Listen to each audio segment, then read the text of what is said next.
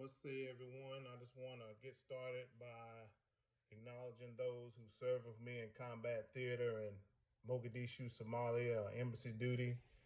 Before I get on and review this M193 ammunition and also the 62 grain steel core penetrators, but I'm going to do that at another time. And also these civilian loads that we have out here today, the 223 rounds.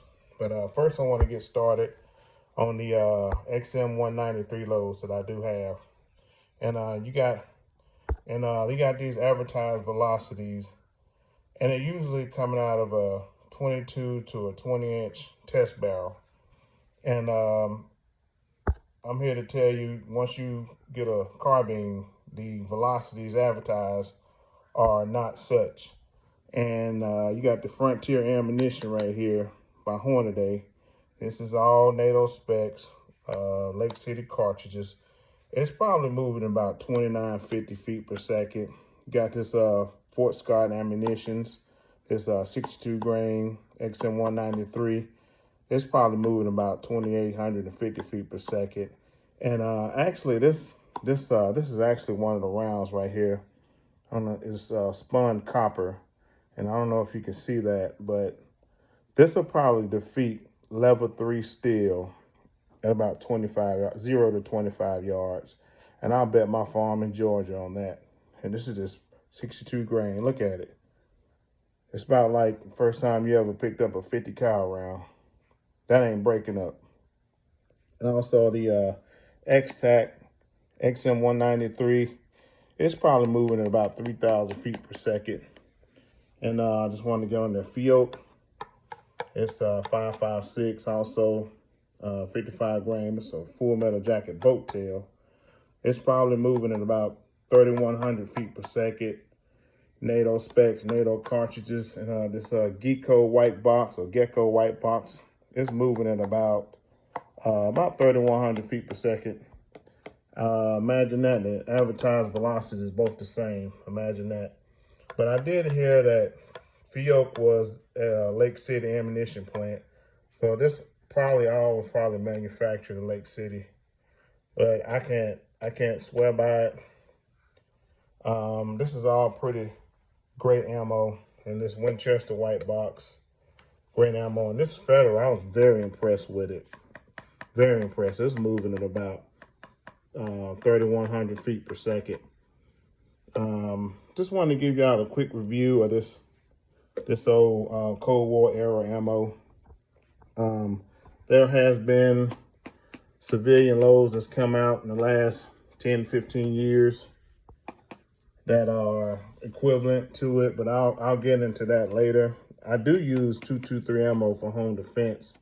It's actually a string point with a polymer tip, and I prefer that with home defense because I know it's going to break up and dump all this energy in my target.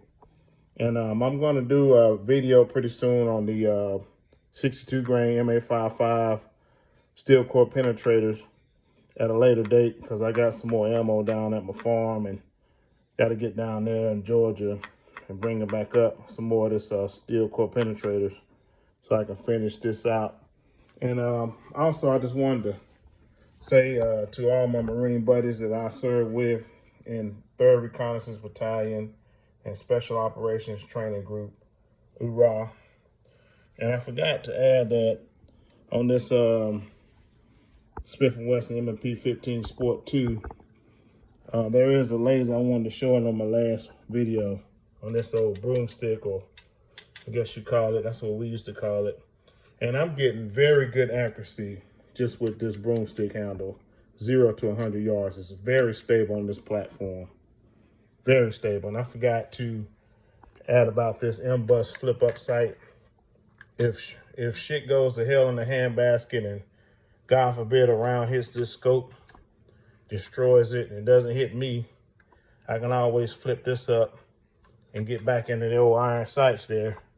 0 to 150 yards. It's very accurate. This M-Bus flip-up sight. So just remember that, folks, when you take off these flip-up sights and you got red dots, things happen.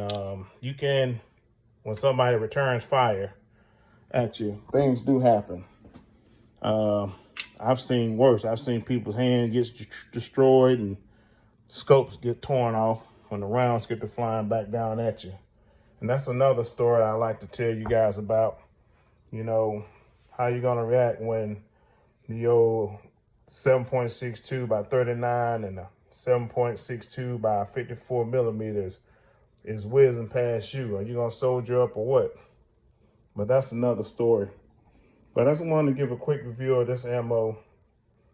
And I do trust my life with it. I've had no failure to feed, no failure to fire, no failure to eject, no light primer strikes.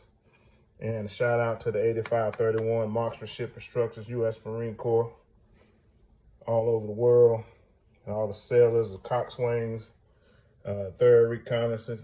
And at the end of the day, I'm a sailor. I'm a Marine, but I'm a sailor. And shout out to everybody who I sail with across the 7 seas together. Hoorah.